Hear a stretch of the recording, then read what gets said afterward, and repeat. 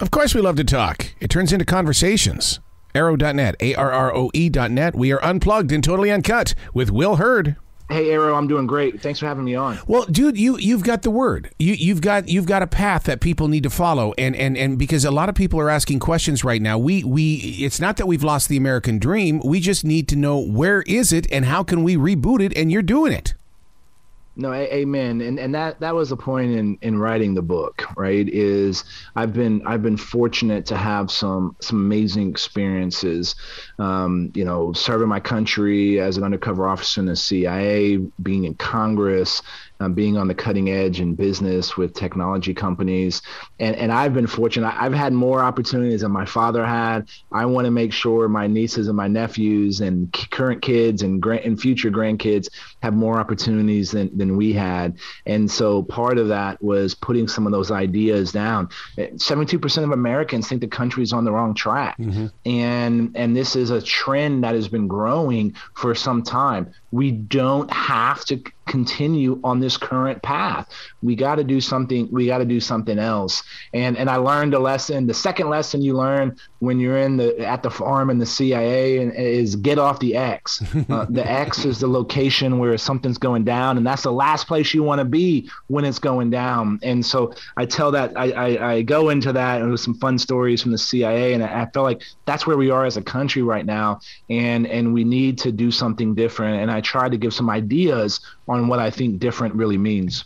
I love your philosophy on get off the X, because as a third degree black belt, they don't train us to go and fight people. They train us to walk around people. Don't create a scene. And people think, I'm going to stay away from you. No, you want to be with me because we're going to be positive. I love how you are doing that in this book. Is that you're not trying to scare us. You're trying to share with us.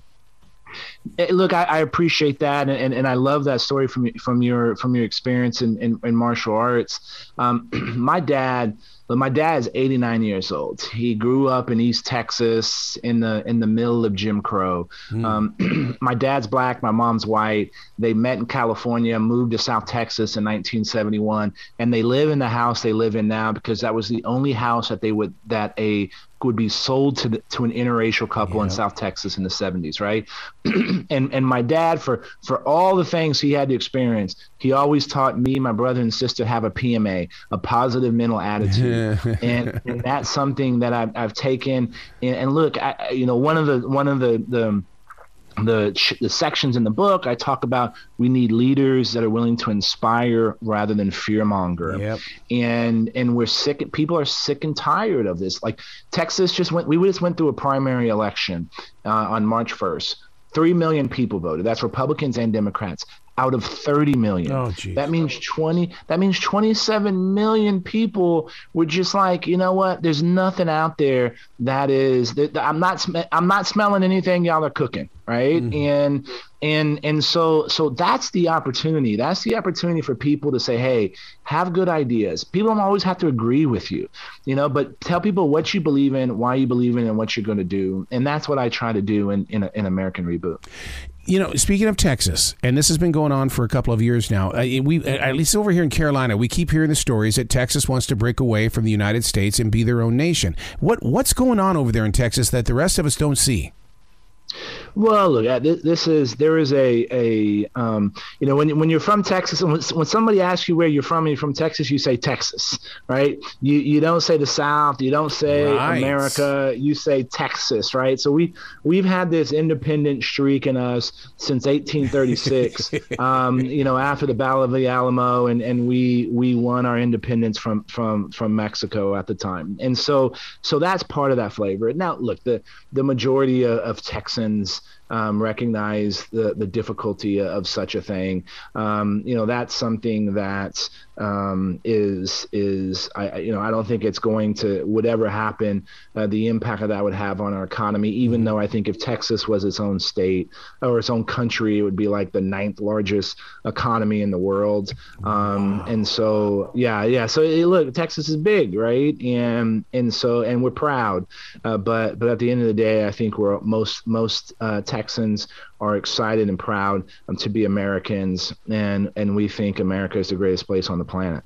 When you talk about American Reboot, a lot of people instantly think of their computers, and when that blue screen comes up, I mean, American Reboot might be 3 or 4 different times. I mean, because it can't happen just, in the blink of an eye. For sure, right? Look, I was lucky when I was in high school. I grew up in San Antonio. I had an internship at this place called Southwest Research Institute, the largest private research entity in the United States.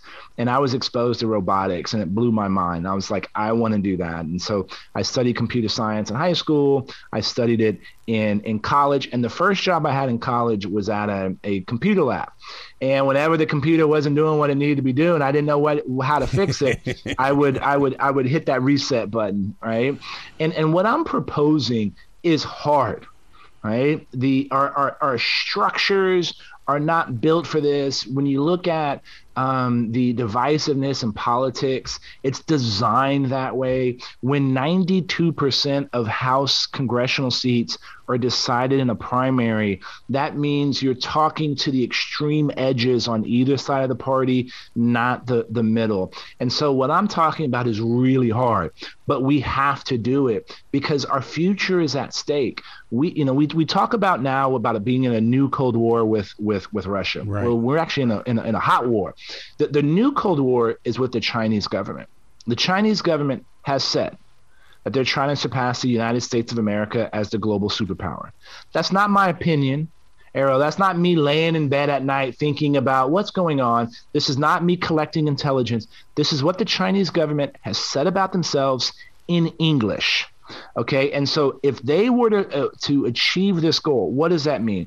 That means the U.S. economy is no longer the most important economy in the world. Right. What does that mean for everyday citizens? That means our 401ks, our retirement plans aren't going to grow as fast. Our kids are not going to be able to get the best paying jobs with American companies. It goes even further. Like when the Chinese government is starting to realize the importance of soft power. We just got out of the Olympics, and everybody was talking about that young girl from the young woman from California who played for the Chinese government rather than the American government. Yep. Look, I'm not going to debate the decisions of an 18-year-old girl, but why did the Chinese president Xi Jinping put the full court press to get her to do that? He understood the value of that change and about a young woman who grew up in Southern California making a decision to play for China. And so this is the issue. And when we barely talked about this, and that is going to decide our futures, and that's going to decide whether America stays the leader and global leader for the rest of this century. And so this is a competition. This is not about us just becoming our best selves. Mm-hmm. This is about us becoming our best selves because we have to, because we are locked in this competition. Well, that might be the reason why I lead to this next question, in the way that big companies like Amazon are now saying, hey, look, we're going to pay your education bill. You work for us, you're going to college. I mean, I love it that these businesses and these major corporations are starting to do that, because we've got to smarten up, man. We got to get technology moving on the American side.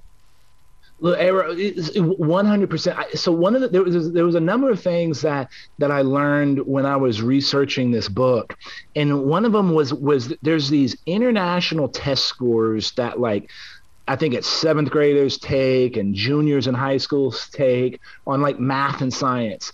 We do a terrible job on those tests, right? I don't even think we're in the top 25 when it comes to these tests, and that has changed over the years. We used to be number one.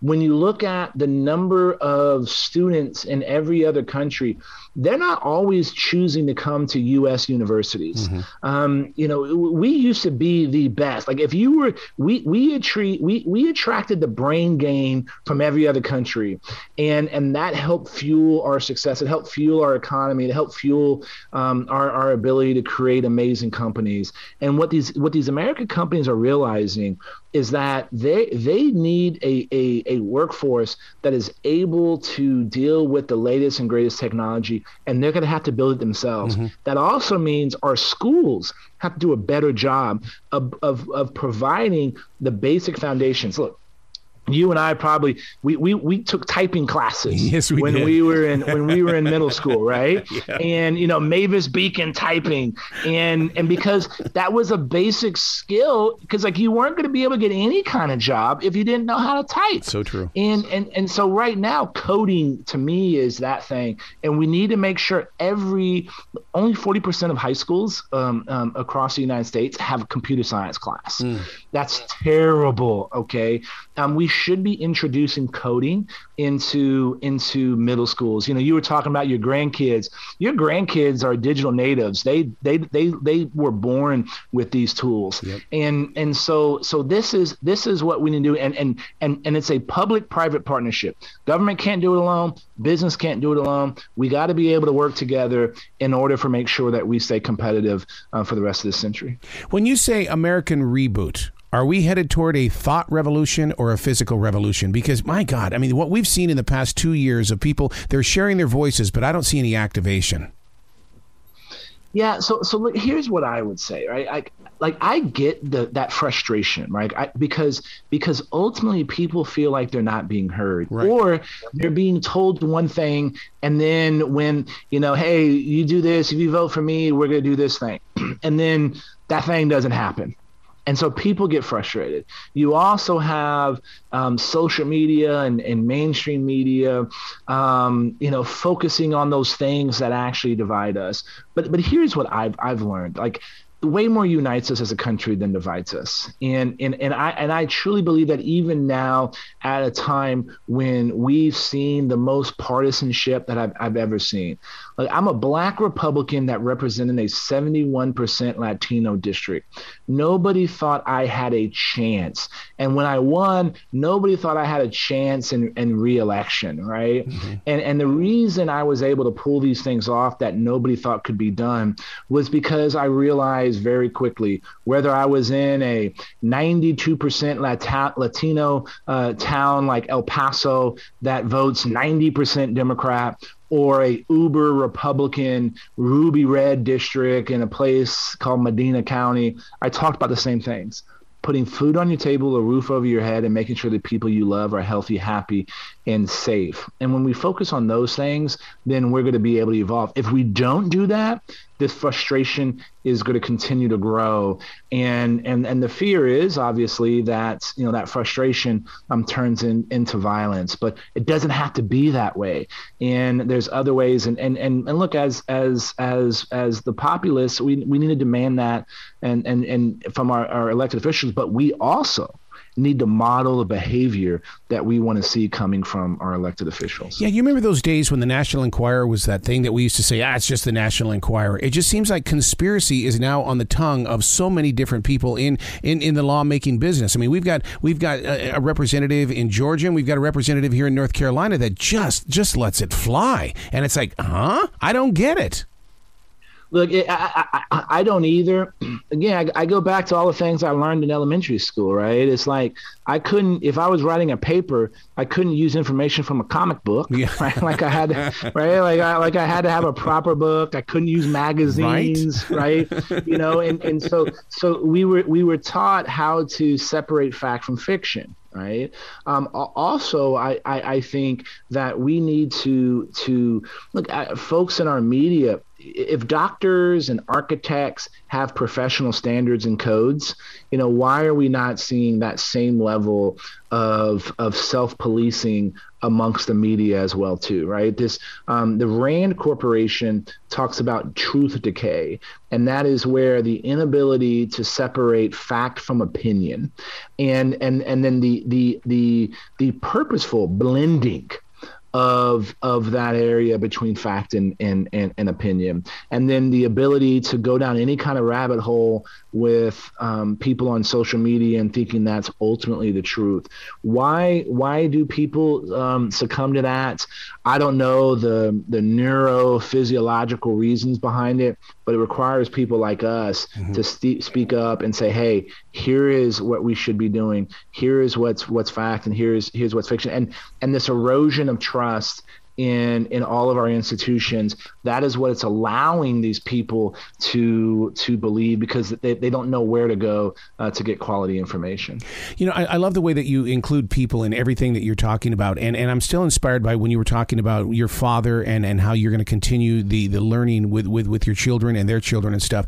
And that brings me to a question of, do we need to share more of our history with our kids? You take a book like American Reboot and you sit down with your teenagers and you say, you need to read it, get your point of direction, and let's meet in the middle and let's have a conversation, because I'm passing my history to you and I want you to be prepared for where we came from. Eric, look, man, it's so funny you say that. I agree with you 100%. I had this long story. I'll try to make it short. You know, when I was running the second time, I spoke at a friend's 10th grade English course, and this kid asked me, "Is it better to be loved or feared?" Mm-hmm. And I was like, that's kind of a weird question to ask, you know, off the cuff in a 10th grade class. Well, they had been reading The Animal Farm, and I reread that book recently, and it's fascinating to me because Animal Farm came out 1 year before the end of World War II. And George Orwell, which I didn't know that was a pen name, George Orwell had a difficult time getting it placed, because at the time the Russians were giving it to the Nazis in World War II. And so any kind of criticism of communism, even in the United States back in 45, early 1946, was impossible. And so in reading this, there was an introduction by a guy who I had never heard of, and he wrote a biography that was a Pulitzer Prize winner about growing up in between the First and the Second World War. And it was fascinating to me because those experiences and seeing and hearing how he articulated this is so valuable to life now, and understanding our history is super important. You know, and I was lucky to serve overseas in the CIA, and I saw how, you know, America became an exceptional nation, not because of what we took, it's because of what we gave. Yep. Every other superpower they took land, they took resources. The United States was the first after World War II to give a helping hand. And if you don't have that perspective, if you don't have that history, you don't understand that we've been through a lot of this stuff at the same time. Why do we have a Fourth Amendment? We have a Fourth Amendment because of unreasonable search and seizure of papers. Like the line includes the word papers. Why?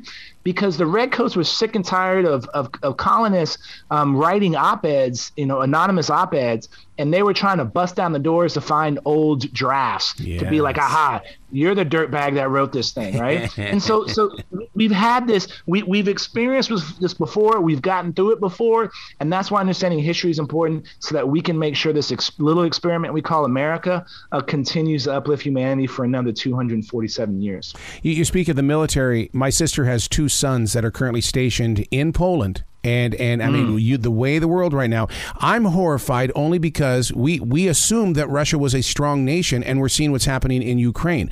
Are we in danger? Are we as strong as what we say we are? Look, it's a great question, and we need to always practice those assumptions, right? And question those assumptions. And in short, I say we are. But we can never rest. We should always be talking about evolving and getting better. And one of my fears is always that we're prepared to fight wars of the past, not wars of the future.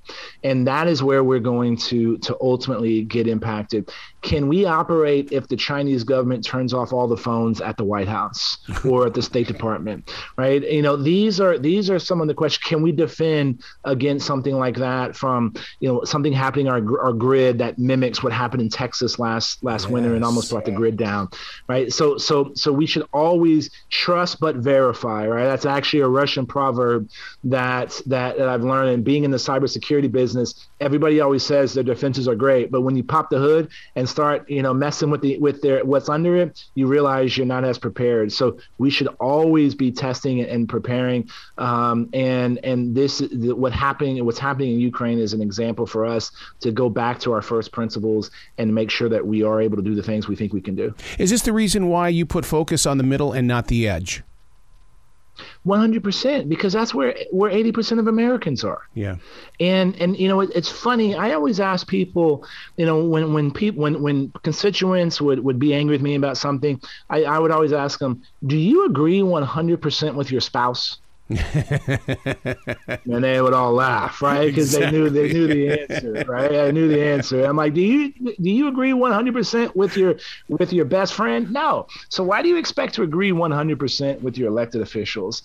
And so for me, the folks that are toiling every day to put food on the table, a roof over their head, and take care of their families, those are the people that make this country great and keep this country going. And they're the ones that we should be thinking of and talking about and inspiring to get out to the polls and vote. And you'll see, if we do that, if we change the people, if we change the electorate, you change the product.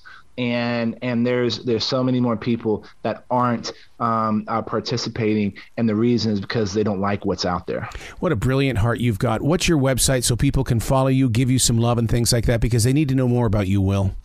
Look, I appreciate that. Read the book. My website's willbehurd, HURD.com, willbehurd.com. And on all the socials, I'm just Will Hurd. God gave you a good name, dude. Will Be Heard. My God. I know.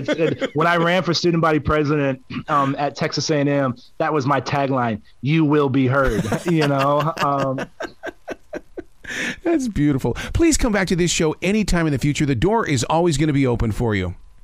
I really appreciate that. Thanks for the time. You be brilliant today, okay, sir? Thank you. You do the same.